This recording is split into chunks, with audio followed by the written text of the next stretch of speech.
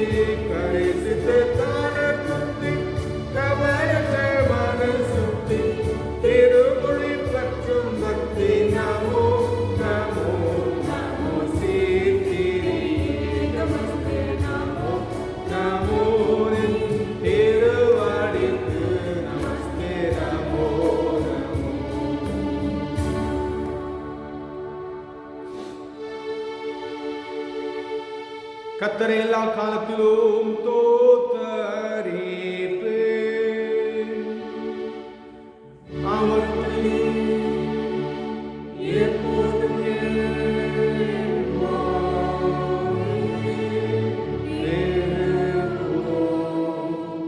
என்னோடு சேர்ந்து கர்த்தரை மகிமைப்படுத்துங்கள். நாம் ஒருமித்து அவர் நாமத்தை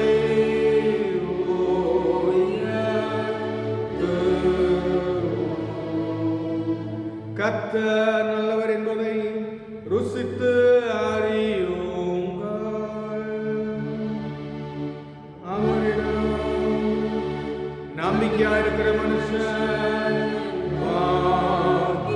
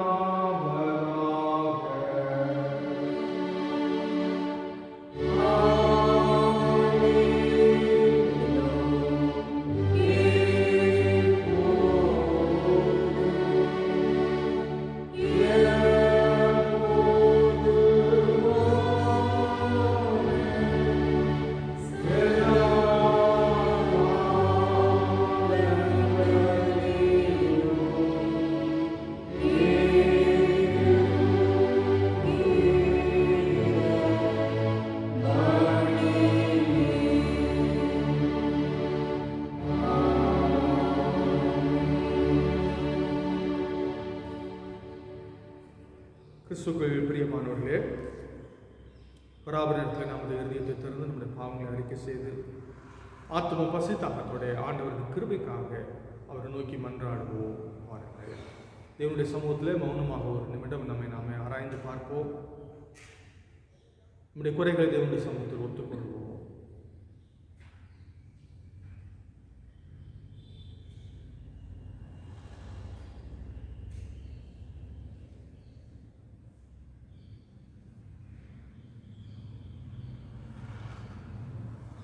நாம் யாவரும் இணைந்து பொதுவான பாவனைக்கு ஜெபத்தை சொல்லுவோம்.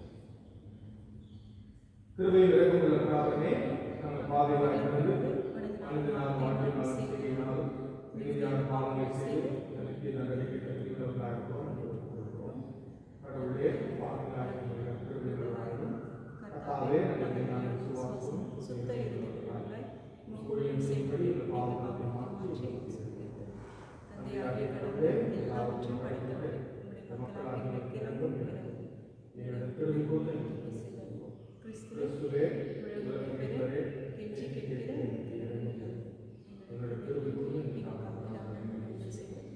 பரிசுத்த ஆவியானவரே, ஒன்றான சகாயத்திலே மக்களாகிய எனக்கு இரங்கும் எங்களுடைய கிருபை கொண்டு துணை செய்யும்.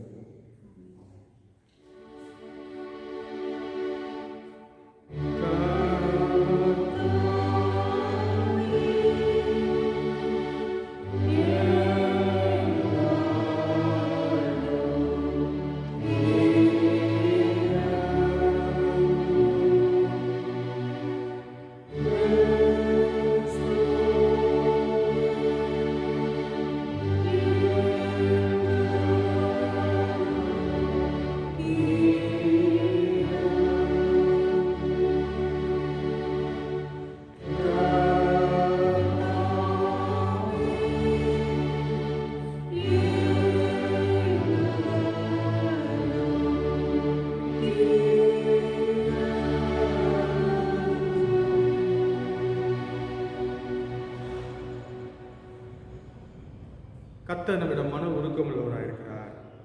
மலைகள் விலகினாலும் குன்றுகள் நிலை மாறினாலும் என் கிருபை உன்னை விட்டு விலகாமலும் என் சமாதானத்தின் உடன்படிக்கை மாறாமலும் இருக்கும் என்று அவர் சொல்கிறார். உடைய திருப்பெயரை நாம் புகழ்ந்து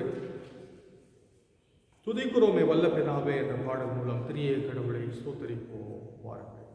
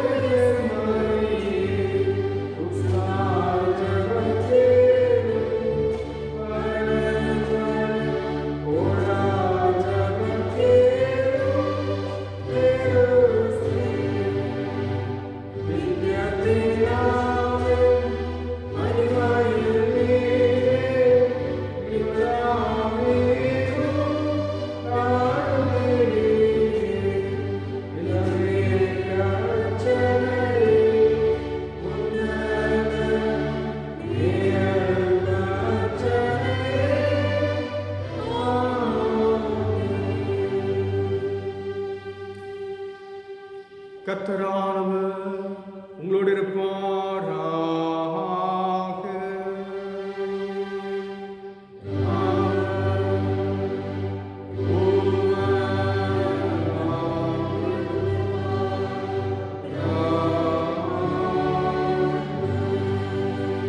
பிரார்த்தனை செய்வோமாக.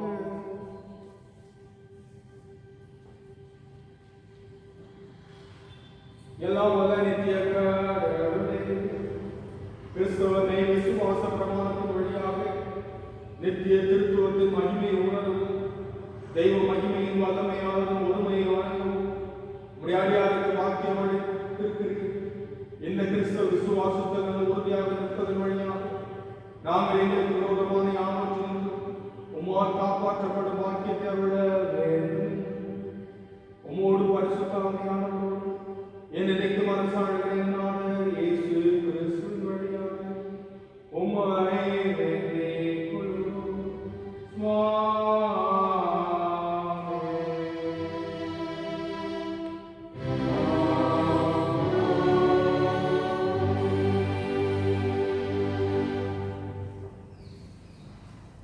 திருத்துவ பண்டிகையாகி அந்த நாளுக்காக வாசிக்க வேண்டிய வேத பகுதியை நாம் வாசிக்க கவனமாக கேட்போம். வாசிக்க வேண்டிய வேத பகுதி யோவானுக்கு எழுதிய வெளிப்படுத்தின விசேஷம் அதிகாரம் 4 வசனங்கள் 1-12. இவைகளுக்கு பின்பு இதோ பரலோகத்தில் திறக்கப்பட்டிருந்த ஒரு வாசலை கண்டேன். முன்னே எக்கால சத்தம் போல என்னுடனே பேச நான் கேட்டிருந்த சத்தமானது, இங்கே ஏறி வா, இவைகளுக்கு பின்பு சம்பவிக்க வேண்டியவைகளை உனக்கு காண்பிப்பேன் என்று விளம்பினது. உடனே ஆவிக்குள்ளானேன். அப்பொழுது இதோ வானத்தில் ஒரு சிங்காசனம் வைக்கப்பட்டிருந்தது. அந்த சிங்காசனத்தின் மேல் ஒருவர் வீற்றிருந்தார். வீற்றிருந்தவர் பார்வைக்கு வச்சிரக்கல்லுக்கும் பதுமராகத்துக்கும் ஒப்பாயிருந்தார். அந்த சிங்காசனத்தை சுற்றி ஒரு வானவில் இருந்தது. அது பார்வைக்கு மரகதம் போல் தோன்றிற்று. அந்த சிங்காசனத்தை சூழ 24 சிங்காசனங்கள் இருந்தன. 24 மூப்பர்கள் வெண் வஸ்திரம் தரித்து தங்கள் சிரசுகளில் பொன்முடி சூடி அந்த சிங்காசனங்களின் மேல் உட்கார்ந்திருக்க கண்டேன். அந்த சிங்காசனத்திலிருந்து மின்னல்களும் இடி முழக்கங்களும் சத்தங்களும் புறப்பட்டன. தேவனுடைய 7 ஆவியாகிய 7 அக்கினி தீபங்கள் சிங்காசனத்திற்கு முன்பாக எரிந்து கொண்டிருந்தன. அந்த சிங்காசனத்திற்கு முன்பாக பளிங்குக்கு ஒப்பான கண்ணாடி கடல் இருந்தது. அந்த சிங்காசனத்தின் மத்தியிலும் அந்த சிங்காசனத்தை சுற்றிலும் 4 ஜீவன்கள் இருந்தன. அவைகள் முன்புறத்திலும் பின்புறத்திலும் கண்களால் நிறைந்திருந்தன. முதலாம் ஜீவன் சிங்கத்திற்கு ஒப்பாகவும், 2ஆம் ஜீவன் காளைக்கு ஒப்பாகவும், 3ஆம் ஜீவன் மனுஷ முகம் போன்ற முகம் உள்ளதாகவும், 4ஆம் ஜீவன் பறக்கிற கழுகுக்கு ஒப்பாகவும் இருந்தன. அந்த 4 ஜீவன்களிலும் ஒவ்வொன்றும் அவ்வாறு சிறகுகளும் சுற்றிலும் உள்ளேயும் கண்களால் நிறைந்தவைகளுமாய் இருந்தன. அவைகள் இருந்தவரும் இருக்கிறவரும் வருகிறவருமாகிய சர்வ வல்லமை உள்ள தேவனாகிய கர்த்தர் பரிசுத்தர் பரிசுத்தர் பரிசுத்தர் என்று இரவும் பகலும் ஓய்வில்லாமல் சொல்லிக் கொண்டிருந்தன. மேலும் சிங்காசனத்தின் மேல் வீற்றிருந்து சதா காலங்களிலும் உயிரோடு இருக்கிறவருக்கு அந்த ஜீவன்கள் மகிமையும் கனத்தையும் ஸ்தோத்திரத்தையும் செலுத்தும்போது 24 மூப்பர்களும் சிங்காசனத்தின் மேல் வீற்றிருக்கிறவருக்கு முன்பாக வணக்கமாய் விழுந்து சதா காலங்களிலும் உயிரோடு இருக்கிறவரை தொழுது கொண்டு தங்கள் கிரீடங்களை சிங்காசனத்திற்கு முன்பாக வைத்து, கர்த்தாவே, தேவரீர் மகிமையும் கனத்தையும் வல்லமையும் பெற்றுக்கொள்கிறதற்கு பாத்திரராய் இருக்கிறீர். நீரே சகலத்தையும் சிருஷ்டித்தீர். உம்முடைய சிங்காசனத்தினாலே அவைகளை உண்டாய் இருக்கிறவைகளும் சிருஷ்டிக்கப்பட்டவர்களுமாய் இருக்கிறது என்றார்கள். உலகமெங்கும் உள்ள சகல கிறிஸ்தவ விசுவாசிகளோடு ஐக்கியப்பட்டவர்களாக நாம் யாவரும் இணைந்து அப்போஸ்தல விசுவாச பிரமாணத்தின் மூலம் நம்முடைய விசுவாசத்தை அறிக்கை செய்வோம். பாருங்கள். பரலோகத்தை உலகத்தை படைத்த சர்வத்துக்குள்ள பிதாவாகிய விசுவாசிக்கிறேன். ஒரே குமாரன் ஆண்டவருமாகிய இயேசு கிறிஸ்துவை விசுவாசிக்கிறேன். அவர் பரிசுத்த ஆவியானவர் பக்தர்களுக்குள் கடினங்களிடத்தில் பிறந்து பொந்திய பிலாத்துவின் பாடுபட்டு சிலுவையில் அறையப்பட்டார். பாதாளங்களில் இறங்கி 3ஆம் நாள் மரித்தோருக்கு உயிர்த்தெழுந்தார். அதற்கு ஏறி அவருடைய துன்புறும் மருத்துவருக்கு நியாயத்தை படிக்க கொடுத்தார். பரிசுத்த ஆவியானவரை விசுவாசிக்கிறேன். பொதுவான பரிசுத்த கிறிஸ்தவ சபையும் பரிசுத்தவான் ஐக்கியம் மன்னிப்பும் நித்திய ஜீவன் விசுவாசிக்கிறேன். நாம் அறிக்கிட்ட இந்த விசுவாசத்தில் மரணம் வரைக்கும் நிலைத்திருக்க தூய ஆவியாகிய கடவுள் தாமே நமக்கு துணை செய்வாராக. ஆமென். தேவனுடைய நாமத்திற்கு மீண்டும் மகிமை கனம் உண்டாக 254வது ஞான பாடலை நாம் பாடுவோம். ஞான பாடல் 254.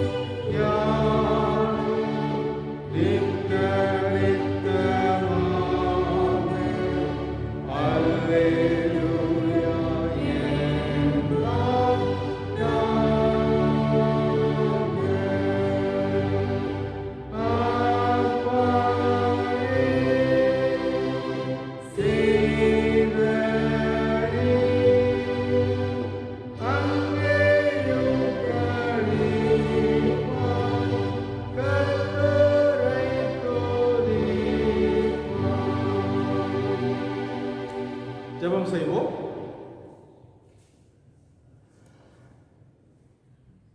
எங்களை அளவுதான் நேசிக்கிற எங்கள் பரவல் தகப்பனே, நினைவோடு நாங்கள் துதிக்கிறோம், ஸ்தோத்திரிக்கிறோம். கர்த்தாவே, இந்த நாளில் இந்த பாதத்தில் நாங்கள் வந்து உங்களை பணிந்து கொள்ள உமக்கு நன்றி செலுத்த, உங்களை துதிக்க, உங்களை தோத்தரிக்க தேவரே நீங்கள் கொடுத்த திருவைக்காக ஸ்தோத்திரம்.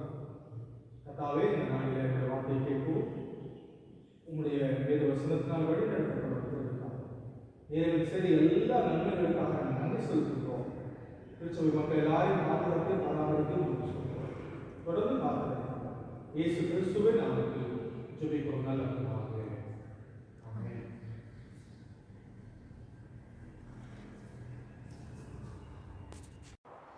நம்முடைய பிதாவாகிய பராபரனாலும் நம்முடைய ஆண்டவராகிய இயேசு கிறிஸ்துவினாலும் நம் அனைவருக்கும் கிருபையும் சமாதானமும் உண்டாவதாக.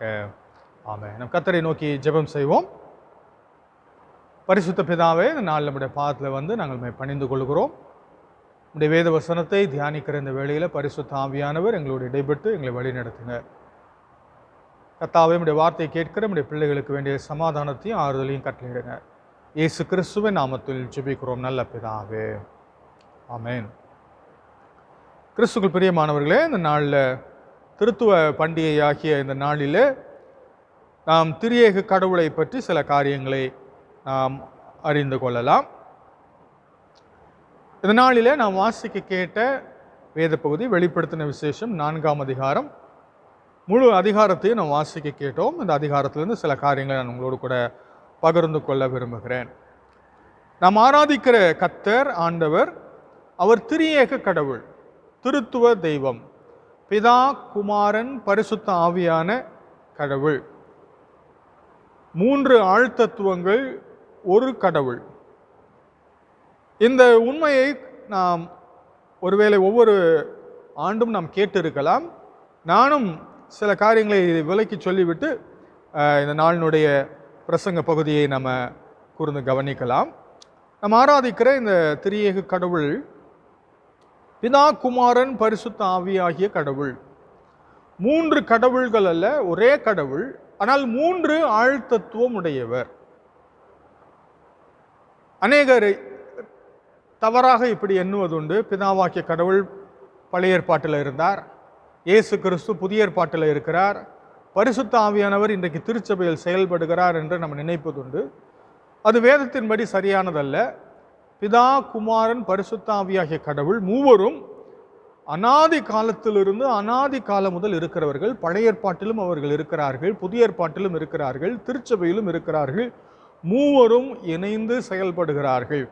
ஆகையினாலே திரியேக கடவுள் வேத புத்தகத்தில் நாம் ஆரம்பம் முதல் முடிவு மட்டாக திரியேக கடவுளை நாம் பார்க்கலாம். மூவரும் தெய்வீக தன்மை உடையவர்கள், மூவரும் ஆராதனைக்கு உரியவர்கள். எல்லாவற்றிலும் மூவரும் இணைந்து செயல்படுகிறார்கள். மூவரும் பரிசுத்தர், மூவரும் நித்தியமானவர்கள், மூவரும் நம்முடைய மீட்பிலே சம்பந்தப்பட்டிருக்கிறார்கள், நம்முடைய ஜெபத்திலே சம்பந்தப்பட்டிருக்க எல்லா காரியங்களிலும் திரியேக கடவுளை நாம் ஆராதிக்கிறோம், தொழுது கொள்கிறோம். குறிப்பாக ஜெபத்தை நான் உதாரணமாக எடுத்துக்கொள்வோமானால், பிதாவாகிய கடவுளை நோக்கி நாம் ஜெபிக்கிறோம், இயேசு கிறிஸ்துவின் மூலம் நாம் ஜெபிக்கிறோம். ஜெபிப்பதற்கு பரிசுத்த ஆவியானவர் நமக்குள்ளிருந்து நம்மை வழிநடத்துகிறார், நமக்கு உதவி செய்கிறார். இப்படி திரியேக கடவுள் மூவரும் ஒன்றாய் இருக்கிறார்கள், அவர்கள் இணைந்து செயல்படுகிறார்கள், அவர்கள் ஒரே கடவுளாக இருக்கிறார்கள்.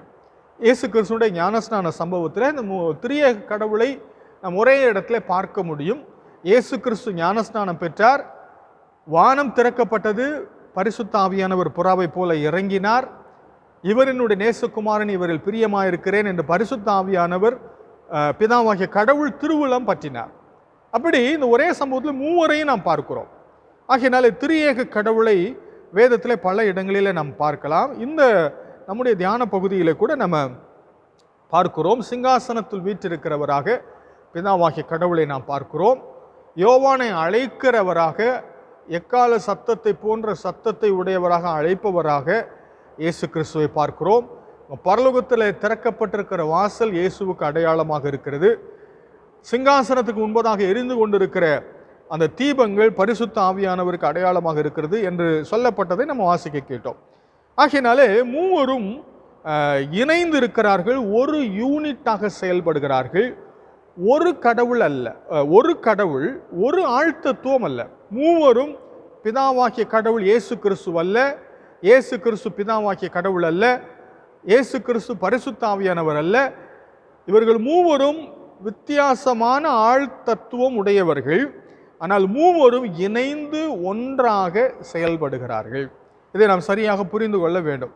இதில் நிறைய குழப்பம் இருக்குது.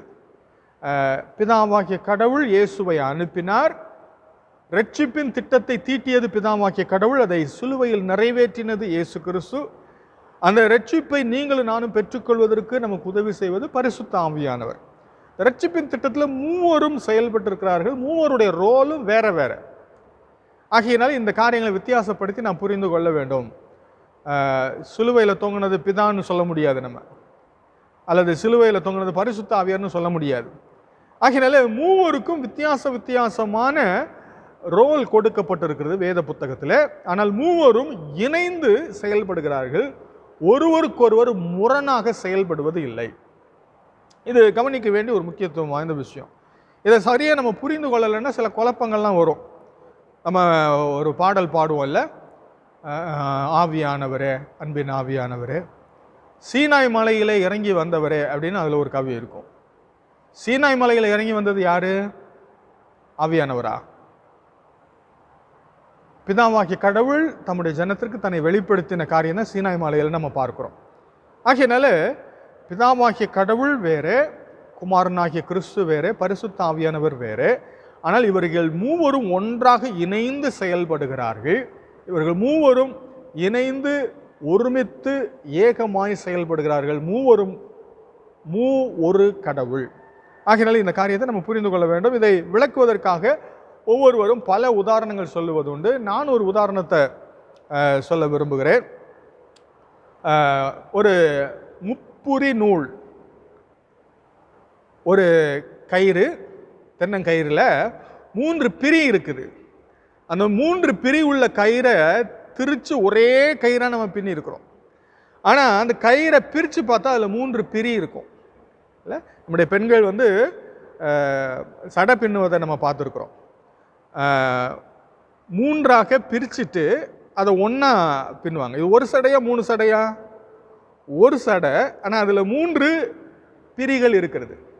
இதை போல தான் திரியேக கடவுள் ஒருவர், ஆனால் 3 ஆழ்த்தத்துவம் உடையவர். ஒரே தன்மை உடையவர்கள், ஆனால் 3 ஆழ்த்தத்துவம் உடையவர்கள். இதை நம்ம வேத புத்தகத்திலிருந்து நம்ம அறிந்து கொள்ளலாம். ஆகையினாலே நாம் ஆராதிக்கிற கடவுள் திரியேக கடவுள். இந்த நாளினுடைய வேத பகுதிக்கு நேராக நாம் திருப்பிக் கொள்ளலாம். அது வெளிப்படுத்தின விசேஷம் 4ஆம் அதிகாரம். இந்த வெளிப்படுத்தின விசேஷம் அநேக காரியங்கள் அடையாளங்களாக இங்கே சொல்லப்பட்டிருக்கிறது. சிம்பல்ஸ். இயேசு கிறிஸ்து என்று சொல்லப்பட்டிருக்காது, அதுக்கு பதிலாக ஆட்டுக்குட்டியானவர் என்று சொல்லப்பட்டிருக்கும்.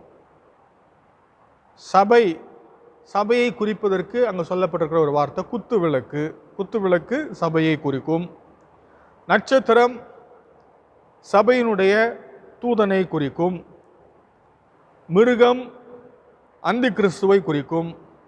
24 மூப்பர்கள் மீட்கப்பட்டவர்களை குறிக்கும். இப்படி சில அடையாளங்களினாலே இந்த தரிசனத்தை யோவானுக்கு கர்த்தர் வெளிப்படுத்துகிறார். இந்த வெளிப்படுத்தின விசேஷத்தை புரிந்து கொள்ள வேண்டுமானால் 1ஆம் அதிகாரம் 19ஆம் வசனம், அந்த வெளிப்படுத்தின விசேஷத்திற்கு ஒரு அவுட்லைனை நம்ம அங்கே பார்க்கலாம். அங்கே அவர் சொல்கிற காரியம், நீ கண்டவைகளையும் இருக்கிறவைகளையும் இவைகளுக்கு பின்பு சம்பவிப்பவைகளையும் எழுது. Past, present, future.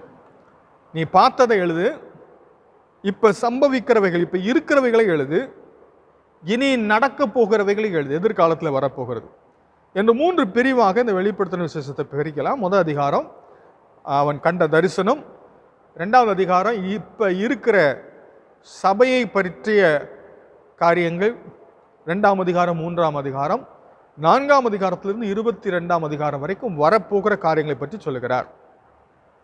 2ஆம் அதிகாரமும் 3ஆம் அதிகாரமும் ஒரு குறைவுள்ள சபையை நமக்கு காண்பிக்கிறார். ஒவ்வொரு சபையை பற்றி சொல்லும்போது நிறைய குறைகளை நம்ம அங்கே பார்க்குறோம். ஆனால் 4ஆம் அதிகாரத்தில் எந்த குறையும் பார்க்க முடியாது. அது ஒரு பரலோக காட்சி. அது பூரண தூய்மையான ஒரு கடவுளை பற்றி, குறையற்ற பரிசுத்த கடவுளை பற்றி வர்ணிக்கிற ஒரு சம்பவம். ஆகையினால இந்த ஒரு பெரிய டிரான்சிஷன், இந்த 4ஆம் அதிகாரம் பாவம் நிறைந்த இந்த உலகத்திலிருந்து பரிசுத்தமான தேவனுடைய ராஜ்யத்தை படம் பிடித்து காண்பிக்கிற ஒரு காரியம். ஆகையினால இந்த 4ஆம் அதிகாரம் 5ஆம் அதிகாரம் வெளிப்படுத்தின விசேஷத்தினுடைய ஒரு மிக முக்கியமான பகுதி. ஏன் அப்படின்னா 6ஆம் அதிகாரத்திலிருந்து 19ஆம் அதிகாரம் வரைக்கும் கர்த்தர் என்ன செய்ய போகிறார், என்ன நடக்க போகிறது என்பதை நம்ம பார்க்கிறோம். குறிப்பாக கடவுளுடைய நியாய தீர்ப்பை பற்றி நம்ம பார்க்கிறோம். ஆனால் இந்த 4ஆம் அதிகாரம் 5ஆம் அதிகாரம் இந்த நியாய தீர்ப்பை கொடுக்க போகிற கடவுள் யார், அவர் எப்படிப்பட்டவர், இந்த நியாய தீர்ப்பை கொடுப்பதற்கு அவருக்கு என்ன உரிமை இருக்கிறது, அதற்கு என்ன பொறுப்பு அவருக்கு இருக்கிறது என்பதை குறித்தெல்லாம் நமக்கு காண்பிக்கிற ஒரு வேத பகுதி இந்த வெளிப்படுத்தின விசேஷம் 4ஆம் அதிகாரம். இந்த 4ஆம் அதிகாரத்தினுடைய எல்லா டீட்டெயில்ஸுக்குள்ளேயும் நான் போகலை. நமக்கு தேவையான சில குறிப்புகளை மாத்திரம் நான் உங்களோடு கூட பகிர்ந்து கொள்ள ஆசைப்படுகிறேன். இந்த 4ஆம் அதிகாரத்தில் 1ஆம் வசனம் இப்படியாக சொல்கிறது, இவைகளுக்கு பின்பு இதோ பரலோகத்தில் திறக்கப்பட்டிருந்த ஒரு வாசலை கண்டேன். முன்னே எக்கால சத்தம் போல் என்னுடனே பேச கேட்டிருந்த சத்தமானது, இங்கே ஏறி வா, இவைகளுக்கு பின்பு சம்பவிக்க வேண்டியவைகளை உனக்கு காண்பிப்பேன் என்று விளம்பினது. கிறிஸ்துவுக்குள் பிரியமானவர்களே, இந்த வேத வசனத்தில் ஆண்டவர் சொல்லுகிற காரியம், முன்பு கேட்ட ஒரு சத்தம், அந்த சத்தம் எக்கால சத்தம் போல இருந்துச்சு என்று சொல்லுகிறார். இந்த சத்தம் 1ஆம் அதிகாரத்தில் யோவானை அழைத்த அந்த சத்தம். இந்த சத்தம் வேறு யாருடைய சத்தமும் அல்ல, அது இயேசு கிறிஸ்துவினுடைய சத்தம். இந்த சத்தம் என்ன சொன்னது, இங்கே ஏறி வா, இவைகளுக்கு பின்பு சம்பவிக்க வேண்டியவைகளை உனக்கு காண்பிப்பேன் என்று சொன்னது. ஆண்டவர் அவனை அழைச்சாரு, அவனை நடக்க போகிற காரியங்களை காண்பிக்கிறேன்னு சொல்றாரு. அவன் கண்ட ஒரு காரியம் என்ன, திறக்கப்பட்டிருந்த ஒரு வாசல், ஓப்பன் டோர், திறந்திருக்கிற ஒரு வாசல். பரலோகத்திற்கு ஒரு வாசல் இன்றைக்கு திறக்கப்பட்டிருக்கிறது.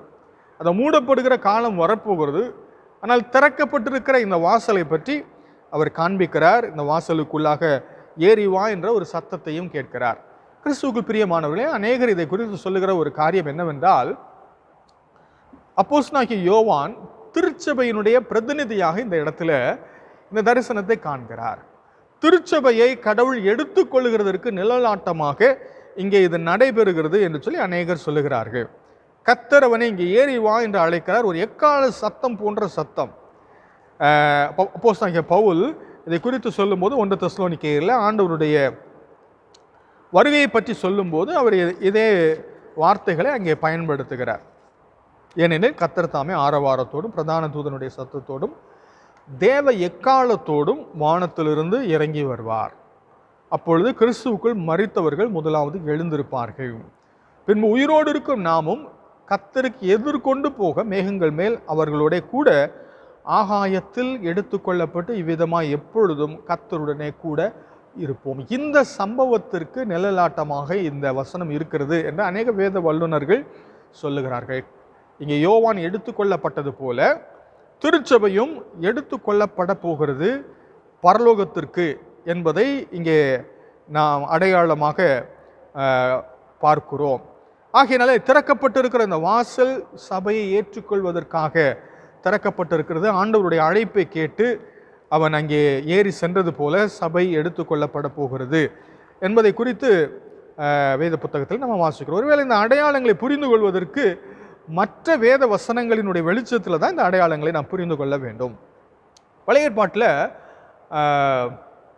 இஸ்ரவேல் மக்கள் வனாந்தரத்தில் பிரயாணம் பண்ணின போது அவங்க செஞ்ச ஒரு காரியத்தை என்னாகமம் 10ஆம் அதிகாரம் 1 முதல் 10 வசனங்களை நம்ம வாசிக்கிறோம். அதில் நம்ம கவனிக்கிற ஒரு விஷயம் என்னென்னா, இந்த எக்காலத்தை எப்படி பயன்படுத்த வேண்டும் என்று சொல்லி ஆண்டவர் கற்றுக் கொடுக்கிறார். அந்த எக்காலம் ஊதப்படும் போது யார் முதல்ல கிளம்பணும், யார் அடுத்தது கிளம்பணும், இது எப்படி புறப்பட வேண்டும் என்று சொல்லி அடையாளமாக இந்த எக்கால துணியை ஆண்டவர் அங்கே சொல்லியிருக்கிறார். ஆகையால் இந்த எக்கால சத்தம் சபை புறப்பட்டு போவதற்கு அடையாளமாக ஆண்டவருடைய எக்கால சத்தத்தை கேட்கும்போது சபை எடுத்துக்கொள்ளப்பட வேண்டும். ஆகையால் இங்கே ஒரு பெரிய ஷிஃப்ட் பார்க்குறோம். பூமியில் இருக்கிற சபை பரலோகத்திற்கு எடுத்துக்கொள்ளப்படுகிறது. இதற்கு பிறகு 4ஆம் அதிகாரத்திலிருந்து 19ஆம் அதிகாரம் வரைக்கும் சபை என்ற வார்த்தையை நான் வெளிப்படுத்தின விசேஷத்திலே பார்க்க முடியாது. ஆகையினால இங்கே ஒரு பெரிய சேஞ்ச் இங்கே வருகிறத நம்ம பார்க்கிறோம். தேவ கோபாக்கினைக்கு முன்பதாக திருச்சபை எடுத்துக்கொள்ளப்படும் என்பது நமக்கு ஆறுதலான, நமக்கு நம்பிக்கை கொடுக்கக்கூடிய ஒரு நற்செய்தி. ஒருவேளை இப்போ நடக்கிற காரியங்களை பார்த்தாலே இது நமக்கு பெரிய உபத்திரவம் மாதிரி தெரியுது. ஆனால் இது உபத்திரவம் அல்ல, இதை விட பயங்கரமான உபத்திரவங்கள் வரப்போகிறது. அதற்கு நம்மை தப்புவிக்கும்படிக்கு, ஆண்டவர் நம்மை எச்சரிக்கும்படிக்கு இந்த சின்ன காரியங்களை கர்த்தர் நமக்கு அனுமதிச்சிருக்கிறார். ஆகையினால அந்த உபத்திரவங்களுக்கு நாம் தப்பிக்கொள்ளும்படிக்கு இயேசுவை பற்றி கொள்ளும் போது, இயேசு கிறிஸ்து இந்த இரகசிய வருகையில் ஆண்டவர் நம்மை எடுத்துக்கொள்வதற்கு வாசலை திறந்து வைத்திருக்கிறார். பரலோகத்திலே ஒரு திறந்த வாசல் இருக்கிறது. ஆகையினால கிறிஸ்துவுக்கு பிரியமானவர்கள், இயேசு கிறிஸ்து சொன்னார், நானே வாசல், ஒருவன் என் வழியாய் பிரவேசித்தால் அவன் ஜீவனை கண்டடைவான், உள்ளும் புறமும் சென்று மேய்ச்சலை கண்டடைவான் என்று சொல்லியிருக்கிறார். நானே வழியும் சத்தியம் ஜீவனுமாய் இருக்கிறேன் என்று சொல்லியிருக்கிறார்.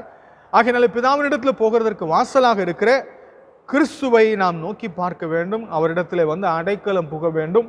வாசல் மூடப்படுவதற்கு முன்பதாக நாம் இந்த வாய்ப்புகளை பயன்படுத்தி கொள்ள வேண்டும். கிறிஸ்துவுக்கு பிரியமானவர்களே, இந்த சூழ்நிலை சில காரியம் நான் உங்களோடு கூட சொல்ல விரும்புகிறேன். நம்முடைய அன்புக்குரியவர்கள் சிலர் மரித்து போகிறார்கள். வேதனையான ஒரு காரியம்தான். ஆனால் மரிப்பதற்கு முன்பதாக நாம் அவர்களுக்காக ஜெபிக்கவும் அவர்களை ஆண்டவருக்குள்ளாக நடத்துவதற்கும் ஜாக்கிரதையாக இருக்க வேண்டும். மரித்து போன பிறகு ஆலயத்தில் கொண்டு வந்து ஜெபம் பண்ணுறதுனால அவங்க பரலோகத்துக்கு போக போகிறதில்ல. கல்லறையில் பாஸ்டர் வந்து ஜெபம் பண்ணுறதுனால அவங்க பரலோகத்துக்கு போக போகிறதில்ல. இல்லை அவங்கள வச்சு எல்லாரும் சேர்ந்து நிறைய மக்கள் வந்து ஜெபம் பண்ணுறதுனால பரலோகத்துக்கு போக போகிறதில்ல. அவங்க மரிக்கிறதுக்கு முன்பதாக நம்ம அவங்கள ஆயத்தப்படுத்தணும். மரித்து போன பிறகு அந்த சரீரத்தை முனிசிபாலிட்டிக்காரங்க கொண்டு போய் அடக்கம் பண்ணாலும் பிரச்சனை இல்லை. அதை பற்றி நம்ம வருத்தப்பட வேண்டிய அவசியம் இல்லை. ஏன்னா நிறைய நேரத்தில் இந்த மாதிரி சம்பவங்கள் இப்போ நடைபெற்று கொண்டிருக்கிறது. நம்முடைய அன்புக்குரியவர்கள் சிலர் கொரோனா வந்துருச்சு அப்படின்றதுக்காக கவர்மெண்ட்டே எடுத்துகிட்டு போய் அடக்கம் பண்ணிடுது. அவங்கள நரகத்துக்கு போயிடுவாங்களா? நிச்சயமாக போக மாட்டாங்க. ஏன்னா யார் அடக்கம் பண்ணினாங்க, எப்படி அடக்கம் பண்ணாங்கன்றது முக்கியம் இல்லை. சரீரத்திற்கு என்ன செய்யப்பட்டது என்பது முக்கியம் அல்ல. அவர்கள் மரிப்பதற்கு முன்பதாக ஆண்டவருடைய சமூகத்திற்கு போவதற்கு ஆயத்தமாக இருந்தார்களா என்பதுதான் முக்கியம். நான் ஒரு சின்ன மரணத்தை பற்றி சொல்கிறேன். இது நல்ல மரணமா கெட்ட மரணமான்னு சொல்லுங்கள். ரோட்டில் நிற்க வச்சு கல்லாலேயே அடித்து கொன்னாங்க. இது நல்ல மரணமா? அது நல்ல மரணமா? யார் என்ன சொல்கிறேன்னு தெரியுதா உங்களுக்கு? ஸ்தேவான். அப்போஸ்தலர் நடவடிக்கைகள் 8ஆம் அதிகாரத்தில் கல்லால் அடித்து கொன்னாங்க, ரோட்டில் நிற்க வச்சு. ஆனால் ரொம்ப அற்புதமான ஒரு மரணம். ஏன்? அவன் சரீரத்தை யார் அடக்கம் பண்ணாங்க, அடக்கம் பண்ணாங்களா பண்ணலையா, அது எப்படி அடக்கம் பண்ணாங்களா நமக்கு தெரியாது. அதை பற்றி பைபிள் சொல்லவும் இல்லை. ஆனால் அவன் சாகிறதுக்கு முன்னாடி நடந்த ஒரு காரியம் அங்கே எழுதப்பட்டிருக்கு. என்னென்னா, அவனுடைய முகம் தேவதூதனுடைய முகத்தை போல இருந்ததான். அவன் செஞ்ச ஜெபம், பிதாவே இவர்களை மன்னியும், தாங்கள் செய்வது என்னதென்று அறியாத இருக்கிறார்கள் என்று இயேசுவை போல ஜெபம் பண்ணுறான். வானம் திறந்திருக்கிறத பார்க்கிறேன், மனுஷகுமாரன் இயேசு கிறிஸ்து அங்கே எழும்பி நிற்கிறத நான் பார்க்கிறேன்னு சொன்னான். கவனிச்சிங்களா? அதுதான் முக்கியம். ஆண்டவரோடு கூட நேரடி தொடர்பில் அவன் இருந்தான், தேவனுடைய சமூகத்திற்கு போவதற்கு ஆயத்தமாக இருந்தான். அதுதான் முக்கியம். அவன் சரீரத்தை அடக்கம் பண்ணாங்களா பண்ணலையா, தூக்கி போட்டாங்களா நமக்கு தெரியாது. ஆகையினால கிறிஸ்துவுக்குள் பிரியமானவர்களே, இங்கே நம்ம கவனிக்க வேண்டிய காரியம், ஒரு வாசல் திறக்கப்பட்டிருக்கிறது. தேவனுடைய ராஜ்யத்திற்குள்ளே போவதற்கு நாம் ஆயத்தமாக இருக்க வேண்டும். அந்த வாசல் அடைக்கப்பட போகிற காலம் வருது. அதுக்கு முன்பதாக நாம் அந்த வாசலுக்குள்ளாக பிரவேசிக்க வேண்டும். சபை இந்த உபத்திரவ காலத்திற்கு முன்பதாக எடுத்துக்கொள்ளப்பட போகிறது. எனக்கு வேத புத்தகத்தில் அநேக உதாரணங்கள் இருக்குது. சுருக்கமாக சில காரியங்கள் நான் சொல்லிட்டு நான் கடந்து போக விரும்புகிறேன். சோதோம் குமார பட்டணம் அழிக்கப்படுவதற்கு முன்பதாக லோத்து காப்பாற்றப்பட்டான். உலகம் வெள்ளத்தினால் அழிக்கப்பட்டதுக்கு முன்பதாக கர்த்தர் நோவாவை பாதுகாத்தார். ஏனோக்கு எடுத்துக்கொள்ளப்பட்டான். இப்படி பல காரியங்கள் வேதத்தில் நம்ம பார்க்கலாம். எல்லாவற்றையும் விட உலக பிரகாரமாக நம்ம பார்த்தா கூட, ஒரு நாடு இன்னொரு நாடோடு யுத்தத்திற்கு போவதற்கு முன்பதாக இந்த நடவடிக்கை எடுக்க ஆரம்பிக்கும் போது அவர்கள் செய்கிற முதல் காரியம், அந்த தேசத்தினுடைய தூதரகத்தில் இருக்கிற தூதரக அதிகாரிகள், அம்பாசிடர்ஸை அவங்க அழைத்து கொள்வார்கள். அவங்க தங்க நாட்டுக்கு கூப்பிட்டுட்டு வந்த பிறகுதான் யுத்தத்தை துவக்குவாங்க. அதை போல கடவுள் பூமியில் இருக்கிற தம்முடைய சபையை எடுத்துக்கொண்ட பிறகு பூமியிலே தேவ கோபாக்கினை ஊற்ற போகிறார். வெளிப்படுத்தின விசேஷம் 6ஆம் அதிகாரத்தில் நம்ம பார்க்கிறோம். ஆனால் அதற்கு முன்பதாக நடைபெற வேண்டிய ஒரு காரியம், நீங்களும் நானும் தேவனுடைய ராஜ்யத்திற்கு போவதற்கு ஆயத்தமாக இருக்க வேண்டும். இப்போ இந்த பகுதியில் நம்ம கவனிக்க வேண்டிய மிக முக்கியமான காரியத்துக்கு நேராக நம்முடைய கவனத்தை நான் திருப்புகிறேன். இந்த வெளிப்படுத்தின விசேஷம் 4ஆம் அதிகாரத்தை நீங்கள் மெதுவாக வாசிச்சு பாருங்க ஒரு முறை. இந்த அதிகாரத்தினுடைய மைய ஒரு பொருள் என்னவென்றால் சிங்காசனம். கடவுளுடைய சிங்காசனம் தான் இந்த தரிசனத்தினுடைய மிக மிக முக்கியமான ஒரு காரியம். 2ஆம் வசனத்தில் நம்ம இப்படி வாசிக்கிறோம், உடனே ஆவிக்குள்ளானேன், அப்பொழுது இதோ வானத்தில் ஒரு சிங்காசனம் வைக்கப்பட்டிருந்தது. அந்த சிங்காசனத்தின் மேல் ஒருவர் வீற்றிருந்தார். வீற்றிருந்தவர் பார்வைக்கு வச்சிரக்கல்லுக்கும் பதுமராகத்துக்கும் ஒப்பாயிருந்தார். அந்த சிங்காசனத்தை சுற்றி ஒரு வான வில் இருந்தது, அது பார்வைக்கு மரகதம் போல் தோன்றிட்டு. கிறிஸ்துவுக்குள் பிரியமானவர்களே, இந்த முழு அதிகாரத்தை நீங்கள் வாசி பார்த்தீங்கன்னா கிட்டத்தட்ட 15 முறை சிங்காசனம் என்ற வார்த்தை வருது. ஆகையினால இந்த சிங்காசனம் தான் 4ஆம் அதிகாரம் 5ஆம் அதிகாரத்துக்கு மிக மிக முக்கியத்துவம் வாய்ந்த ஒரு வார்த்தை. ஏன் ரொம்ப முக்கியத்துவம் வாய்ந்த வார்த்தை? இந்த சூழ்நிலையில் கூட நிறைய நேரத்தில் நம்ம நினைக்கிற விஷயம் என்னென்னா, ஏதோ உலகமே சைனா கட்டுப்பாட்டில் இருக்கிற மாதிரி, அமெரிக்கா கட்டுப்பாட்டில் இருக்கிற மாதிரி, கொரோனா கட்டுப்பாட்டில் இருக்கிற மாதிரி நம்ம நினைக்கிறோம். ஆனால் பரலோகத்தினுடைய பார்வையில் நம்ம உலகத்தை பார்க்கும் பொழுது நம்முடைய பார்வை கொஞ்சம் வித்தியாசமாக இருக்க வேண்டும். அதை தான் அந்த வெளிப்படுத்தின விசேஷம் 4ஆம் அதிகாரத்தில் நம்ம பார்க்கிறோம். இங்கே என்ன நம்ம பார்க்கிறோம்? பரலோகத்தில் ஒரு சிங்காசனம் வைக்கப்பட்டிருக்கிறது. அங்கே ஒருவர் வீற்றிருக்கிறார். அது வேறு யாரும் இல்லை, கர்த்தர் தான் வீற்றிருக்கிறார். சகலமும் அவருடைய கட்டுப்பாட்டில் இருக்கிறது என்பது தான் இந்த நாளினுடைய மிக முக்கியமான ஒரு நல்ல செய்தி. கிறிஸ்துவுக்குள் பிரியமானவர்களே, ஆண்டவர் எல்லாவற்றின் மேலும் அதிகாரமுடையவர். இந்த 4ஆம் அதிகாரத்தில் சிங்காசனத்தை சுற்றி இருக்கிற காரியங்கள், அங்கே நடைபெறுகிற காரியங்கள் தான் இந்த 4ஆம் அதிகாரம் முழுசும் இருக்குது. ஆகையினாலே இது நமக்கு சொல்லுகிற ஒரு மிக முக்கியமான காரியம் என்ன? கர்த்தர் எல்லாவற்றின் மேலும் அவர் அதிகாரம் உடையவர். என்ன காரணம்? எல்லாத்தையும் அவர் தான் படைச்சார், எல்லாவற்றையும் அவர் உருவாக்கினார். ஆகையினாலே சகலவற்றின் மேலும் அவருக்கு அதிகாரம் உண்டு. அவர் ஆளுகை செய்கிறவர். சகலமும் அவருடைய கட்டுப்பாட்டில் இருக்கிறது. நிறைய நேரத்தில் நம்ம இப்படி நம்மளா கற்பனை பண்ணிக்கிறோம், ஏதோ கடவுளால் எதையும் கட்டுப்படுத்த முடியாமல் எல்லாம் கட்டுக்கடங்காமல் போயிட்ட மாதிரி நம்ம நினச்சிக்கிறோம். ஆனால் அது வேதத்தினுடைய பார்வையில் அது உண்மை இல்லை.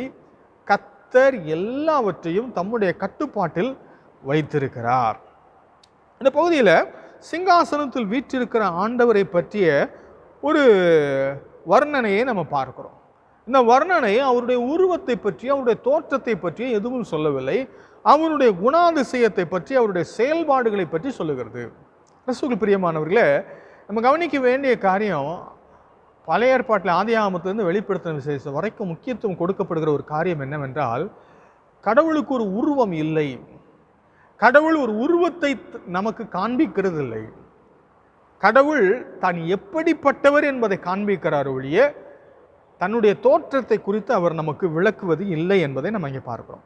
ஆகையினாலே கடவுளுடைய குணாதிசயத்தை விவரிக்கும்படியாக, அவருடைய தூய்மை, அவருடைய இரக்கம், அவருடைய மீட்பை விவரிக்கும்படியாக சில வர்ணனைகள் அங்கே கொடுக்கப்பட்டிருக்கிறது. அது மாத்திரமல்ல, அந்த சிங்காசனத்தை சுற்றி ஒரு வான வில் இருந்தது.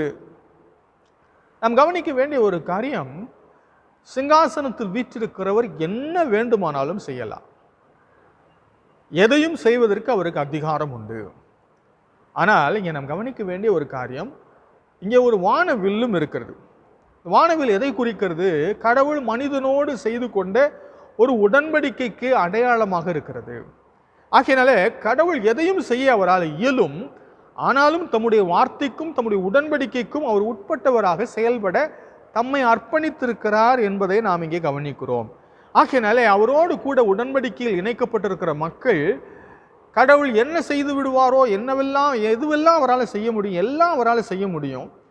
ஆனால் அவர் தம்முடைய உடன்படிக்கைக்கு, தம்முடைய வார்த்தைக்கு, வாக்குத்தத்தங்களுக்கு ஏற்றபடி தம்முடைய ஜனங்களுக்கு இரக்கம் செய்வதற்கு, கிருபை உள்ளவராக இருப்பதற்கு அவர் தம்மை தாமே ஒப்பு கொடுத்திருக்கிறார் என்பதற்கு அடையாளமாக இந்த காரியத்தை நாம் பார்க்கிறோம். ஆனால் அது மட்டுமல்ல, அதை தொடர்ந்து நாம் பார்க்கிற காரியங்கள் 5ஆம் வசனத்திலே நாம் இப்படி வாசிக்கிறோம், இந்த சிங்காசனத்திலிருந்து மின்னல்களும் இடிமுழக்கங்களும் சத்தங்களும் புறப்பட்டன. இது எதை குறிக்கிறது? சிங்காசனத்தை சுற்றிலும் வானவில் இருந்தது. ஆனால் சிங்காசனத்திலிருந்து இடிமுழக்கங்கள், மின்னல்கள், சத்தங்கள் இவைகளெல்லாம் வருது. எதை குறிக்கிறது? கடவுளுடைய பிரசன்னத்தை குறிக்கிறது. அது மட்டுமல்ல, கடவுளுடைய நியாய தீர்ப்பை குறிக்கிறது. எப்படி வானத்திலிருந்து இடியும் மின்னல்களும் பூமியை தாக்குகிறதோ, அதே போல கடவுள் பூமியை நியாயம் தீர்க்க வல்லவர், நியாயம் தீர்க்கக்கூடியவர், அவர் சிங்காசனத்தில் இருக்கிறவர் என்பதை விவரிக்கும்படியாக இந்த காரியங்கள் எல்லாம் சொல்லப்பட்டிருக்கிறது. இப்பொழுது நான் தொடர்ந்து 2 காரியங்களை மட்டும் சொல்ல விரும்புகிறேன். அந்த சிங்காசனத்தை சூழ 24 சிங்காசனங்கள் இருந்தன. 24 மூப்பர்கள் வெண்வஸ்திரம் தரித்து தங்கள் சிரசுகளில் பொன்முடி சூட்டி அந்த சிங்காசனங்களின் மேல் உட்கார்ந்திருக்க கண்டேன். இங்கே இந்த 24 மூப்பர்கள் மீட்கப்பட்டவர்கள் அல்லது பரிசுத்தவான்களுக்கு அடையாளமாக இருக்கிறார்கள். அது மாத்திரமல்ல, அங்கே ஒரு 4 ஜீவன்களை பார்க்கிறோம். இந்த 4 ஜீவன்கள் பூமியில் இருக்கிற சகல ஜீவராசிகளுடைய பிரதிநிதிகளாக இருப்பதாக நாம் பார்க்கலாம். அல்லாவிட்டால் தேவனுடைய சன்னிதானத்தில் இருக்கிற கேருபீன்களாக நாம் அவைகளை பார்க்கலாம். ஆனால் இவைகள் எல்லாம் செய்கிற ஒரு மிக முக்கியமான காரியத்தை தொடர்ந்து நம்ம பார்க்கிறோம். நாம் ஆராதிக்கிற ஆண்டவர் திரியேக கடவுள். 2வது, நாம் ஆராதிக்கிற கடவுள் அவர் ஆளுகை செய்கிறவர், சகலத்தையும் அவர் கட்டுப்பாட்டில் வைத்திருக்கிறவர், அவர் சிங்காசனத்தில் வீற்றிருக்கிறவர். 3வது முக்கியமான ஒரு காரியம், நாம் ஆராதிக்கிற கடவுள் ஆராதனைக்கு உரியவர். அற்புதமான ஒரு பகுதியை இந்த 4ஆம் அதிகாரத்தில் நம்ம வாசிக்கிறோம். இந்த 8ஆம் வசனத்திலிருந்து நம்ம வாசிக்கிறேன். அந்த 4 ஜீவன்களும் ஒவ்வொன்று அவ்வாறு சிறகுகள் உள்ளவைகளும் சுற்றிலும் உள்ளேயும் கண்களால் நிறைந்தவைகளுமாக இருந்தன. அவைகள் இருந்தவரும் இருக்கிறவரும் வரவிருக்கிறவரும் ஆகிய சர்வ வல்லமையுள்ள தேவனாகிய கர்த்தர் பரிசுத்தர் பரிசுத்தர் பரிசுத்தர் என்று இரவும் பகலும் ஓய்வில்லாமல் சொல்லிக் கொண்டிருந்தன. மேலும் சிங்காசனத்தின் மேல் வீற்றிருந்து சதா காலங்களிலும் உயிரோடு இருக்கிறவருக்கு அந்த ஜீவன்கள் மகிமையையும் கனத்தையும் ஸ்தோத்திரத்தையும் செலுத்தும் போது 24 மூப்பர்களும் சிங்காசனத்தின் மேல் வீற்றிருக்கிறவருக்கு முன்பாக வணக்கமாய் வீழ்ந்து சதா காலங்களிலும் உயிரோடு இருக்கிறவரை தொழுது கொண்டு தங்கள் கிரீடங்களை சிங்காசனத்திற்கு முன்பதாக வைத்து, கர்த்தாவே, தேவரீர் மகிமையையும் கனத்தையும் வல்லமையையும் பெற்றுக்கொள்கிறதற்கு பாத்திரராயிருக்கிறீர். நீரே சகலத்தையும் சிருஷ்டித்தீர். உடைய சித்தத்தினாலே அவைகள் உண்டாயிருக்கிறவைகளும் சிருஷ்டிக்கப்பட்டவைகளுமாய் இருக்கிறது என்றார்கள். கிறிஸ்துவுக்குள் பிரியமானவர்களே, இந்த பகுதியில் நம்ம பார்க்கிற ஒரு மிக முக்கியமான காரியம், இங்கே பரலோகத்தில் இருக்கிற ஒரு ஆராதனையை நாம் பார்க்கிறோம். ஒரு ஆராதனை. 4 ஜீவன்களும் 24 மூப்பர்களும் இந்த ஆராதனையிலே பங்கெடுக்கிறார்கள். அவர்கள் ஓய்வில்லாமல் எப்பொழுதும் கர்த்தரை ஆராதிக்கிறார்கள் என்பதை நம்ம பார்க்கிறோம். இங்கே 3 கடவுளுடைய குணாதிசயமும் ஒரு கடவுளுடைய செயலும் சொல்லப்பட்டிருக்கிறது. கவனிக்க வேண்டிய காரியம், அவர்கள் எதை சொல்லி கர்த்தரை ஆராதிக்கிறார்கள், ஏன் அவர்கள் கர்த்தரை ஆராதிக்கிறார்கள், கடவுளுடைய 3 குணாதிசயத்தை பற்றி பேசுகிறார்கள், கடவுளுடைய ஒரு செயலை பற்றி பேசுகிறார்கள். என்ன 3 குணாதிசயங்கள்? முதலாவது காரியம், இருந்தவரும் இருக்கிறவரும் வரவிருக்கிறவரும் ஆகிய கடவுள் நித்தியமானவர் என்பதை குறித்து நாம் இங்கே கவனிக்கிறோம். அது மாத்திரமல்ல, 9ஆம் வசனத்தில் சதா காலங்களில் உயிரோடு இருக்கிறவர், கடவுள் நித்தியமானவர், என்னென்றைக்கும் இருக்கிறவர், தலைமுறை தலைமுறைக்கு இருக்கிறவர். நம்முடைய முற்பிதாக்களுக்கும் அவர் கடவுள், நம்முடைய பிதாக்களுக்கும் அவர் கடவுள், நமக்கும் அவர் கடவுள், நமக்கு பின் இருக்கிறவர்களுக்கும் அவர் கடவுள். ஆகியனாலே அவர் எக்காலத்திற்கும் உரியவர், நித்தியமான கடவுள். 2வது காரியம், கடவுளுடைய 2வது குணாதிசயத்தை நம்ம இங்கே பார்க்கிறோம். அவர் பரிசுத்தர், அவர் தூயவர். அவர் பரிசுத்தர் பரிசுத்தர் பரிசுத்தர் என்று ஓய்வில்லாமல் அவரை அவர்கள் துதித்ததையும் மகிமைப்படுத்தினதையும் பார்க்கிறோம். அவருடைய தூய்மையை இங்கே அவர்கள் துதித்து பாடுகிறதை நம்ம பார்க்கிறோம். 3வது காரியம், சர்வ வல்லமையுள்ள தேவனாகிய கர்த்தர். கர்த்தர் எல்லா வல்லமையும் சர்வ வல்லமையும் அவர் உடையவர் என்பதை அவர்கள் அங்கே நினைவு கூர்ந்து ஆண்டவரை துதிக்கிறார்கள். அவர்கள் இங்கே கடவுளை துதித்த துதியிலே அவர்கள் பயன்படுத்தின கடவுளுடைய செயலை பற்றி அவர்கள் என்ன சொன்னார்கள் அப்படின்னா, 11ஆம் வசனத்தில் நம்ம வாசிக்கிறோம், நீரே சகலத்தையும் சிருஷ்டித்தீர். கடவுளுடைய படைப்பு. கடவுளை அவர்கள் துதித்தார்கள். காரணம், அவரை எல்லாவற்றையும் படைத்திருக்கிறார். ஆகையினாலே அவரை அவர்கள் ஓய்வில்லாமல் துதித்தார்கள். இங்கே இந்த ஆராதனையில் 2 காரியத்தை நம்ம பார்க்குறோம். ஒன்று, கேருபீன்கள் அல்லது 4 ஜீவன்கள் அவரை துதிக்கிறது. 24 மூப்பர்களும் இந்த ஆராதனையில் பங்கெடுத்துக் கொள்ளுகிறார்கள்.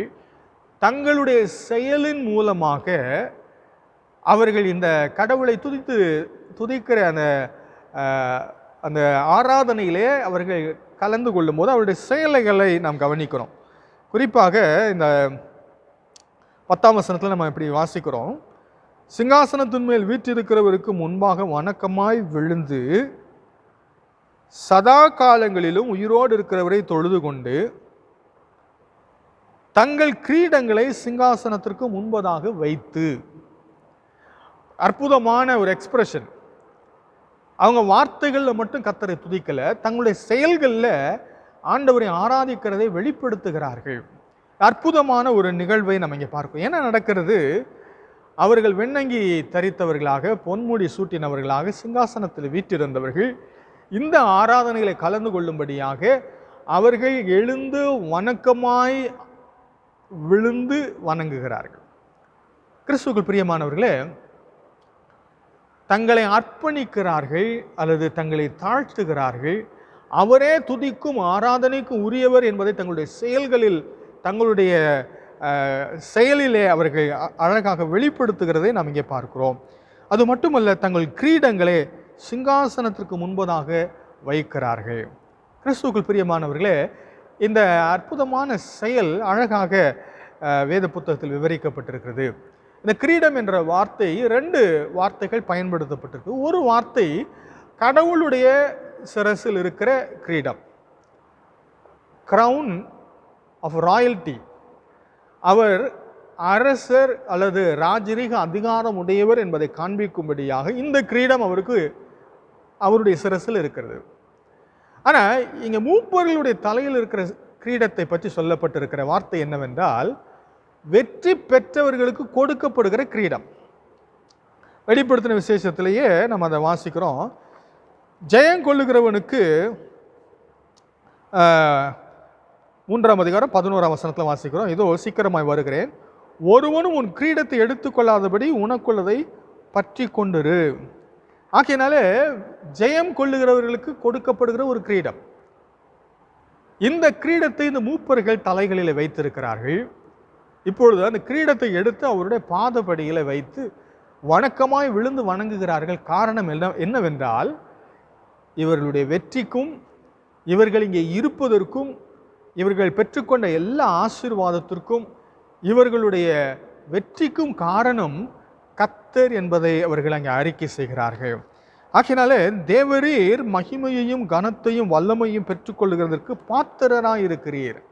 எங்கள் வாழ்க்கையில் நடைபெற்ற எல்லாவற்றிற்கும், எங்களுடைய சாதனைகள், நாங்கள் செய்த ஊழியம், நாங்கள் செய்த பணிகள், எங்களுடைய நற்கிரியைகள், எங்களுடைய வெற்றிகள், எங்களுடைய வாழ்க்கையில் நாங்கள் சாதித்த எல்லாவற்றிற்கும் காரணம் ஆண்டவரே நீர் கொடுத்த கிருபை, நீர் கொடுத்த வல்லமை, நீர் கொடுத்த ஞானம், நீர் கொடுத்த பலன் என்று எல்லாவற்றையும் அவர்கள் உணர்ந்தவர்களாக, அறிக்கை செய்கிறவர்களாக அதை அவருடைய பாதத்திலே அவர்கள் வைக்கிறதை நாம் இங்கே பார்க்கிறோம். ஆகையினால கிறிஸ்துவுக்குள் பிரியமானவர்களே, அற்புதமான ஒரு ஆராதனையை நாம் இங்கே பார்க்கிறோம். கடவுளுடைய சிங்காசனத்தில் வீற்றிருக்கிற ஆண்டவருக்கு முன்பதாக நாம் நம்மை தாழ்த்த அழைக்கப்பட்டிருக்கிறோம். அவருக்கு அடிபணிந்து வாழவும் அவரை ஆராதிக்கவும் கர்த்தர் நம்மை அழைத்திருக்கிறார். ஆகையினால கிறிஸ்துவுக்குள் பிரியமானவர்களே, எல்லாம் ஆண்டவருடைய கட்டுப்பாட்டில் இருக்கிறது. அவர் சிங்காசனத்தில் வீற்றிருக்கிறார். சகலமும் அவருடைய பாதங்களுக்கு கீழ்ப்பட்டு இருக்கிறது. எல்லாவற்றையும் அவர் செய்ய வல்லவர். ஏனென்றால் எல்லாவற்றையும் அவரே படைத்தார். தனக்கென்றும் தன்னுடைய மகிமைக்கென்றும் அவர் படைத்திருக்கிறபடியினால் எல்லாவற்றின் மேலும் அவர் ஆளுகை உடையவர். அவர் சிங்காசனத்தில் வீற்றிருக்கிறார். அவரே ஆராதனைக்குரியவர். நாம் அவரை தொழுது கொள்வோம், அவரை ஆராதிப்போம், அவரை மகிமைப்படுத்த நம்முடைய வாழ்க்கையை அவருக்கு அர்ப்பணிப்போம். ஜெபம் செய்வோமா?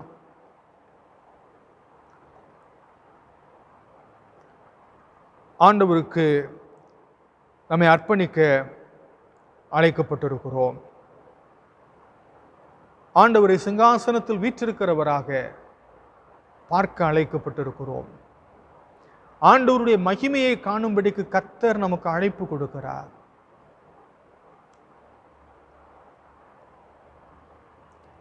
சிங்காசனத்தில் வீற்றிருக்கும் பரிசுத்தரே பரிசுத்தரே, சிங்காசனத்தில் வீற்றிருக்கும் பரிசுத்தரே பரிசுத்தரே, ஆராதனை உமக்கு ஆராதனை, ஆராதனை உமக்கு ஆராதனை, ஆராதனை உமக்கு ஆராதனை, ஆராதனை உமக்கு ஆராதனை.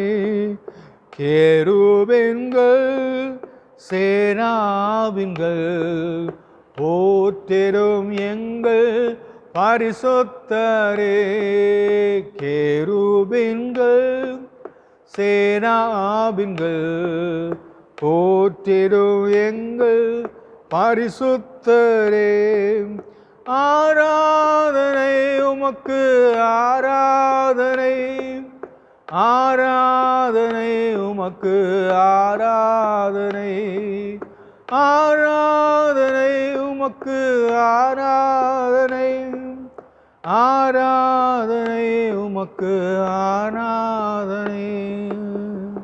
பரிசுத்த பிதாவே, சிங்காசனத்தில் வீற்றிருக்கிறவரைமே நாங்கள் ஆராதிக்கிறோம், பணிந்து கொள்கிறோம். ராஜா, நீரே துதிக்கும் கனத்திற்கும் மகிமைக்கும் பாத்திரர். சகலமும் உம்முடைய கட்டுப்பாட்டில் இருக்கிறது. ஏனென்றால் எல்லாவற்றையும் படைத்தவர் நீர், உருவாக்கினவர் நீர், சிருஷ்டித்தவர் நீர், தமக்கென்று தம்முடைய மகிமைக்கென்று நீர் படைத்தவர் ஆண்டவரே. ஆகையினால எல்லாம் உம்முடைய கட்டுப்பாட்டில் இருக்கிறபடினாலே நாங்கள் உம்மை ஸ்தோத்திரிக்கிறோம். அது மட்டுமல்ல, இவைகளுக்கு பின்பு சம்பவிக்க வேண்டியவைகள் என்று சொல்லி அவைகள் எல்லாவற்றையும் நீர் திட்டமிட்டு அதனதன் காலத்தில் என்னென்ன நடக்க வேண்டுமோ எல்லாவற்றையும் கர்த்தாவே நியமித்திருக்கிறபடி எல்லாம் நடந்து கொண்டிருப்பதற்காக ஸ்தோத்திரம் ஐயா. ஒருவேளை நாங்கள் இப்படிப்பட்ட ஒரு சூழ்நிலை வரும் என்று அறியாது இருந்தோம், ஆனால் நீர் எல்லாவற்றையும் அறிந்திருக்கிற ஆண்டவர். ஆகினாலே உம்முடைய அறிவுக்கும் உம்முடைய ஆளுகைக்கும் எல்லாம் கட்டுப்பட்டு இருக்கிறது என்பதை நாங்கள் அறிந்து நாங்கள் நிம்மதி அடைகிறோம், நாங்கள் சமாதானப்படுகிறோம் ஆண்டவரே. ஒருவேளை நடைபெறுகிற காரியங்களை குறித்து நாங்கள் கண்டு கலங்கி அஞ்ச வேண்டிய அவசியமில்லை. ஒருவேளை நாங்கள் இவைகளை அறியாது இருந்தாலும் நீர் எல்லாவற்றையும் அறிந்திருக்கிறீர், எல்லாவற்றையும் திட்டமிட்டு இருக்கிறீர், எல்லாவற்றையும் நேர்த்தியாய் கண்காணித்து கொண்டிருக்கிறீர். எல்லாம் உடைய கட்டுப்பாட்டில் இருக்கிறது என்பதற்காக ஸ்தோத்திரம் ஐயா. ஆண்டவரை வரப்போகிற ஆண்டவரே உடைய நியாய தீர்ப்புக்கு தப்பிக்கொள்ளும்படியாக எடுத்துக்கொள்ளப்படுகிற மக்களிலே நானும் எங்கள் சபையை சேர்ந்த ஒவ்வொருவரும் காணப்பட தேவரை கிருபை செய்ய வேண்டும் என்று நாங்கள் ஜெபிக்கிறோம். நீர் கொடுத்திருக்கிற இந்த நம்பிக்கை நிறைந்த நற்செய்திக்காக ஸ்தோத்திரம் ஐயா. இதை நாங்கள் விசுவாசித்து ஆண்டவரே உடைய வார்த்தையிலே நாங்கள் ஆறுதல் அடைய, நாங்கள் தைரியம் கொள்ள நீர் எங்களுக்கு கிருபை செய்ய வேண்டும் என்று இயேசு கிறிஸ்துவின் மூலம் வேண்டிக் கொள்கிறோம் நல்ல பிதாவே. ஆமென். God bless you. ஒரு அறிவிப்பு.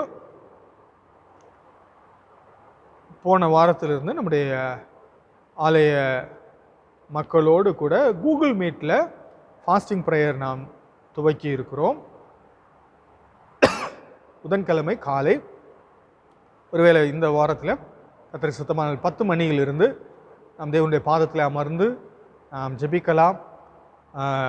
இந்த வாரத்தினுடைய ப்ரோக்ராமை நம்ம வாட்ஸ்அப்பில் போடுவோம். யார் யார் கலந்து கொள்ள போகிறீர்கள் என்பதை நீங்கள் புதிதாக யாரும் கலந்து கொள்ள விரும்பினால் நீங்கள் தெரியப்படுத்துங்கள். யார் யார் ஜெபிக்க வேண்டும் என்ற காரியங்களெல்லாம் நம்ம ஒழுங்காக நம்ம ஆர்டரை நம்ம செஞ்சிட்டோன்னா அது இதில் நம்ம ஜெபிப்பதற்கு உதவியாக இருக்கும். ஆகையினால் இதை திட்டமிட்டு நாம் இதை செய்வதற்கு ஆண்டவர் நமக்கு கிருபை செய்திருக்கிறார். யார் யாருக்கெல்லாம் இந்த வாய்ப்பு இருக்கிறதோ கூகுள் மீட்டை பயன்படுத்த தெரிந்திருந்தால் நீங்கள் இதை கலந்து கொள்ளுங்கள். இந்த விஷயத்தில் உங்களுக்கு உதவி தேவைப்படுமானால் நீங்கள் எங்களை தொடர்பு கொள்ளுங்கள். நம்முடைய திருச்சபையினுடைய வாலிப தம்பிகள் இந்த விஷயத்தில் உங்களுக்கு உதவி செய்வார்கள். ஜெபம் செய்வோம். பரிசுத்த கிருபை வந்துள்ள பரலோகத்தாவே நன்றியோடு நாங்கள் துதிக்கிறோம், ஸ்தோத்திரிக்கிறோம். கர்த்தாவே இந்த நாளில் நம்முடைய பாதத்தில் வந்து ஆண்டவரே எங்களுடைய திருச்சபை மக்களுக்காக நாங்கள் ஜெபிக்கிறோம். கர்த்தாவே உங்களுடைய பிள்ளைகளை பராமரித்து பாதுகாத்து இம்மட்டுமா நீர் வழிநடத்தி வந்திருக்கிறீர், நாங்கள் நன்றி செலுத்துகிறோம். இப்பொழுது கர்த்தாவே மருத்துவமனையில் சுகவீனமாக இருக்கிற மக்களுக்காக நாங்கள் ஜெபிக்கிறோம். வீடுகளிலே சுகவீனமாக இருக்கிற மக்களுக்காக நாங்கள் ஜெபிக்கிறோம். கர்த்தாவே உங்களுடைய எல்லாருக்கும் வேண்டிய நல்ல சுகத்தை சுகத்தையும் பலத்தையும் பராமரிப்பையும் பாதுகாப்பையும் நீங்கள் கட்டளை வேண்டும் என்று ஜெபிக்கிறோம். கர்த்தாவே எங்களுக்காக வேண்டிக் கொள்ளும்படி கேட்டுக் கொண்டிருக்கிற ஆண்டவர் குடும்பத்திற்காக நாங்கள் ஜெபிக்கிறோம். வாழ்றதுக்காக மாறுவதற்காக நாங்கள் ஜெபிக்கிறோம். ஐயா கர்த்தாவே ஒரு குடும்பத்தை நீங்கள் ஆசீர்வதிங்க, பாதுகாப்பு கொடுங்க, நல்ல சுகத்தையும் பலத்தையும் தந்து ஆண்டவரே வீட்டுக்கு வருவதற்கு தெரிவு செய்க. சகோதரர் ஜெயராஜா ஐயா அவர்களுக்காக நாங்கள் ஜெபிக்கிறோம். சென்னையில் தனது பிள்ளைகளுடைய வீட்டில் இருக்கும் பொழுது நல்ல சுகம் தாரும், விளைவுகளை மாற்றி பலத்தினால் இடைக்கட்டும்படியாக நாங்கள் ஜெபிக்கிறோம். கர்த்தாவே இன்னும் தகவலே பாதத்தில் கர்த்தாவே தன்னுடைய அன்புக்குரியவர்களை இழந்து துயரத்தில் துக்கத்தில் இருக்கிற குடும்பங்களுக்காக நாங்கள் ஜெபிக்கிறோம். ஜேக்கப்பையா குடும்பத்திற்காக கர்த்தாவே சகோதரி வசதி அவர்களுடைய குடும்பத்திற்காக நாங்கள் ஜெபிக்கிறோம். கர்த்தாவே அவர்களுக்கு ஆறுதலையும் சமாதானத்தை அருளி நீருடைய பிள்ளைகளை தேற்றி தாங்கி ஆற்றி ஆண்டவரை வழிநடத்த வேண்டும் ஜெபிக்கிறோம். கர்த்தாவே எல்லா புத்திக்கும் மேலான தேவ சமாதானத்தினாலே நிறைத்து எங்களை வழிநடத்த வேண்டும் என்று நாங்கள் ஜெபிக்கிறோம். கர்த்தாவே எங்களுடைய தமிழகத்திற்காக நாங்கள் ஜெபிக்கிறோம், எங்கள் இந்திய தேசத்திற்காக நாங்கள் ஜெபிக்கிறோம். கர்த்தாவே எங்களுடைய ஆரோக்கியராளர் திருச்சபை மக்களுக்காக நாங்கள் ஜெபிக்கிறோம். பொன்னமராஜில் இருக்கிற திருச்சபை மக்களுக்காக நாங்கள் ஜெபிக்கிறோம். எஸ்வி மங்கலத்தில் இருக்கிற திருச்சபை மக்களுக்காக நாங்கள் ஜெபிக்கிறோம். கர்த்தாவே பிள்ளைகள் எல்லாரும் நீங்கள் பாதுகாப்பு வழிநடத்தின விதவிதமாக இருக்கிறவருடைய விதவிதங்களை மாற்றுங்க, பயம் கலக்கம் கவலை எல்லாவற்றிலிருந்து கர்த்தாவுடைய பிள்ளைகளை விடுதலை ஆக்கி வழிநடத்த முடியாது சொல்லிக்கிறோம். போன வாரத்தை நாங்கள் தியானித்தோம். ஆண்டவரே நாமத்தை சொல்லி வேண்டுவோர் யாவரும் தப்பி பிழைப்பது நாங்கள் தியானித்தோம். அவ்வளவாய் கர்த்தாவே பிள்ளைகளுக்கு வேண்டிய சமாதானத்தை ஆறுதல் அது மாத்திரமல்ல இந்த வாரத்தை நாங்கள் தியானித்தது போல கர்த்தாவுடைய சிங்காசனத்தை வீற்றிருக்கிறது, சகலமுடைய கட்டுப்பாட்டில் இருக்கிறது ஆகிய நாளை கர்த்தாவே நாங்கள் தைரியத்தோடு விசுவாசத்தோடு நம்பிக்கையோடு முன்னேறி செல்ல உதவி செய்ய கர்த்தாவே அரசாங்க தலைவர்களுக்காக முதல்வருக்காக பிரதமருக்காக சேர்ந்து விளைக்கிற ஆண்டவர தலைவர்களுக்காக நாம் ஜெபிக்கிறோம். அவர்களுக்கு வேண்டிய கிருபைகளை தந்து வழிநடத்துகிறோம். திருச்சியுடைய பேராயருக்காக நாம் ஜெபிக்கிறோம். கர்த்தாவே ஆயிரங்களுக்காக நாம் ஜெபிக்கிறோம். அநேக கர்த்தாவே சுகவீனமாக இருக்கிறது அவருடைய கிருபையாய் ஆண்டவரே அவர்களை சுகப்படுத்தி பலப்படுத்தி ஆசீர்வதித்து காக்க முடியாது. யாருக்கும் வேண்டிய பாதுகாப்பையும் சுகத்தையும் நாம் மாத்திரம் மகிமைப்படும் புதிய மகிமெல்லாம் கேட்கிறோம்.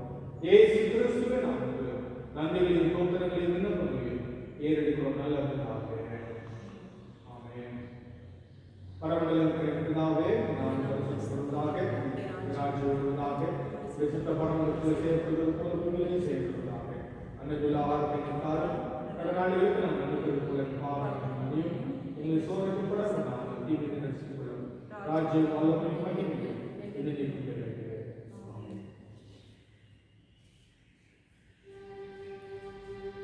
கர்த்தரானவர் உங்களோடு இருப்பாராக.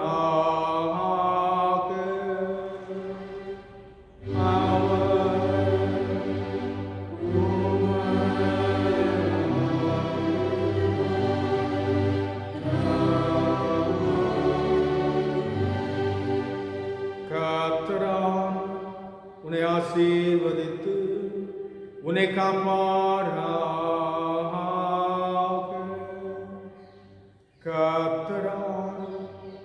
திரும்பும் மேல் பிரகாசிக்க செய்து உன் பேரில் கிருபையுள்ளவராயிருப்பாராக. கர்த்தரால் தமது திரும்பும் மேல் ஏறெடுத்து உனக்கு சமாதானம் தந்தருள்வாராக.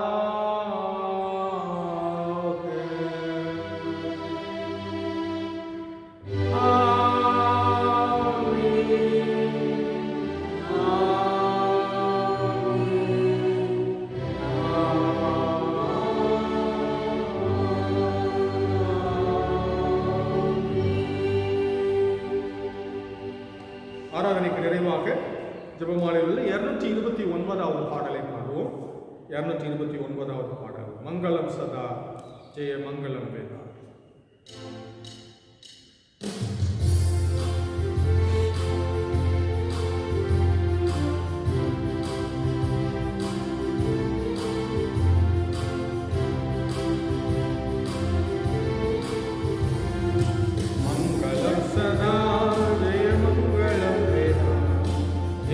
துங்க மங்களுக்கு மங்களம் சதா, எங்கள் துங்க மங்களுக்கு மங்களம் சதா.